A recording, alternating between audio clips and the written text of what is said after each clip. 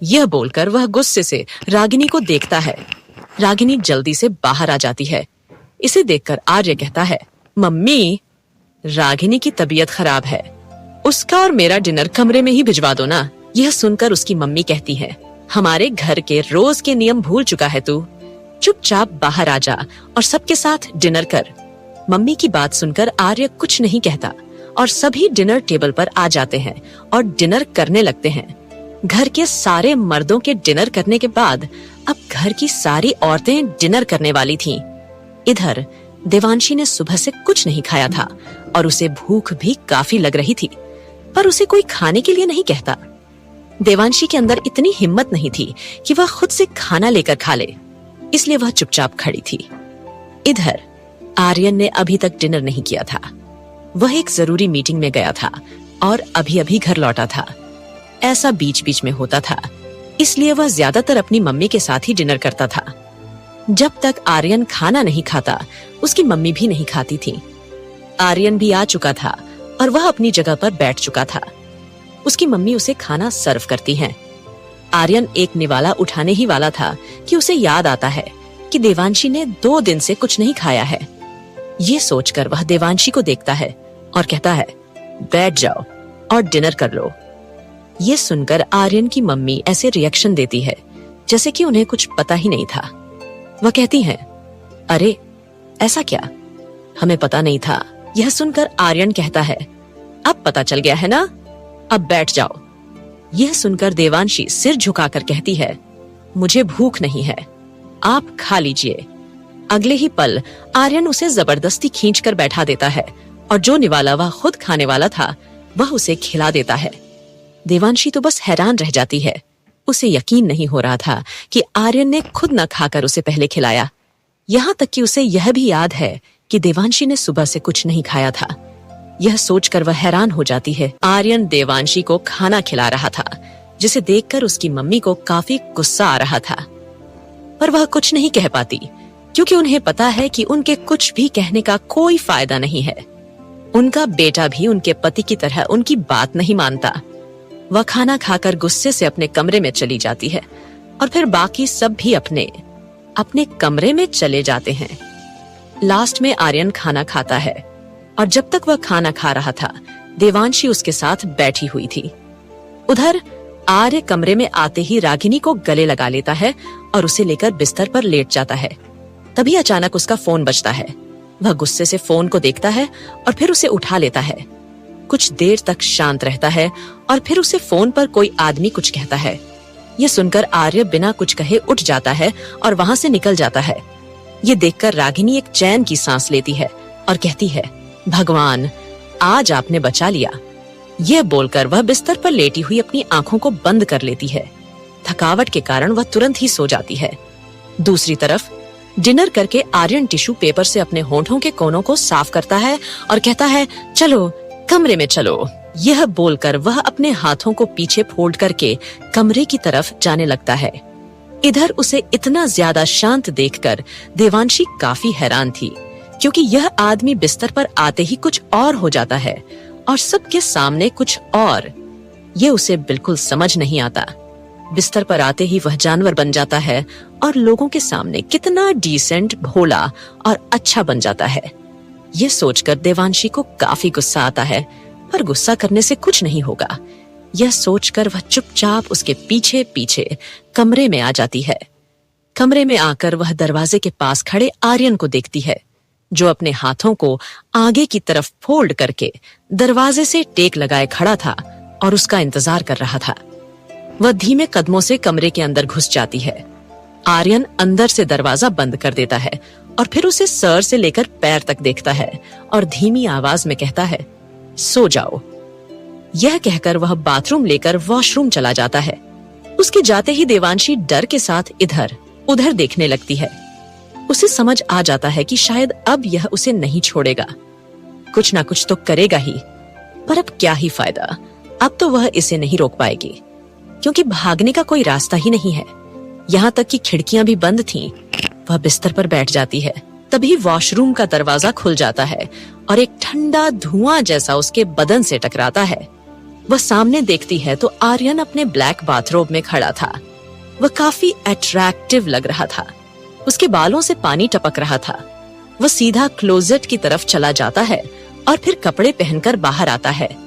उसने अपने कैजुअल कपड़े पहने हुए थे, जिसमें वह फिर भी काफी हैंडसम लग रहा था। पर देवांशी को तो डर लग रहा था। वह बिस्तर पर लेट जाती है, बीच में एक तकिया रखकर। उसकी यह हरकत देखकर आर्यन बिस्तर पर आकर लेट जाता है और तकिए को साइड में कर देता है। फिर उसे अपने बाहों में भर लेता है पीछे से। फिर उसके कमर को सहलाते हुए उसके कान को काट लेता है और कहता है, तो शुरू करें? यह सुनकर वह घबरा जाती है और दूर जाते हुए कहती है, नहीं, मुझे बहुत नींद आ रही है, मुझे सोना है, मैं बहुत थक चुकी हूँ।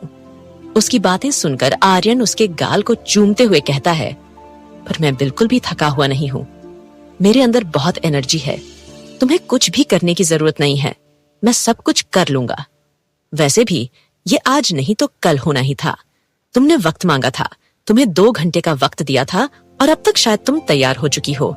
मैंने कहा था कि तुम रेडी रहना और अब तुम मुझे ठीक ठाक लग रही हो, कमजोर भी नहीं। ये सुनकर वह घबराते हुए कहती है, नहीं, प्लीज अभी नहीं, मैं तैयार नहीं हूँ इसके लिए। उसकी बात सुनकर आर्यन उसके ऊपर आ जाता है और अजीब तरीके से उसके होंठों को छूते हुए कहता है, पर मैं तो तैयार हूँ ना, और चुप रहो, कुछ मत बोलो। यह कहकर वह धीरे धीरे उसकी साड़ी के पल्लू को नीचे खिसका देता है और फिर उसके सीने को चूमते हुए उसके पेट को चूमने लगता है। फिर गहरी सांस लेते हुए कहता है, इतनी जल्दी मुझे बच्चे नहीं चाहिए। यह कहकर वह उसके होंठों को देखता है और कहता है, इसलिए तुम्हें मुझे संभालना है। यह सुनकर वह घबराते हुए कहती है, पर मैं ऐसा कैसे कर सकती हूँ? यह बोलकर वह उठने की कोशिश करती है, पर आर्यन उसे उठने नहीं देता। वह पूरी तरह से उसके ऊपर आ जाता है और कहता है, चुप रहो, कुछ मत बोलो, बस मुझे महसूस करो। यह कहकर आर्यन उसकी साड़ी को नीचे से ऊपर कर देता है और उसके थाई को छूते हुए कहता है, आज रात हम दोनों एक हो जाएंगे। यह कहकर आर्यन उसकी गर्दन को चूमते हुए उसके होंठों पर आता है और फिर उसके होंठों को चूमने लगता है। काफी देर तक उसके होंठों को चूमने के बाद आर्यन उसके ब्लाउज के हुक खोलने लगता है। अब देवांशी कुछ भी नहीं कह पा रही थी, जैसे कि वह पूरी तरह से आर्यन के वश में आ चुकी हो। न जाने क्या था आर्यन में, वह भी बहकने लगी थी और आर्यन उसे और भी ज्यादा बहकाने लगा था।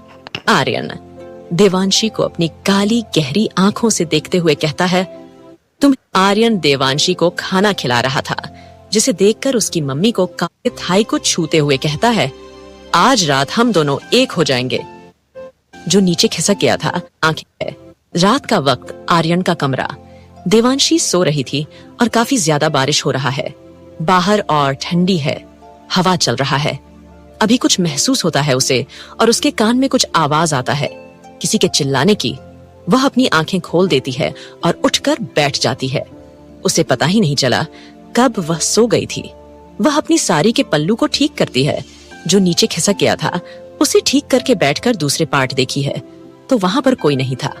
वह अकेले सो रही थी और अभी रात के 12:00 बज रहे हैं। उसे समझ नहीं आता कि यह क्या हो रहा है।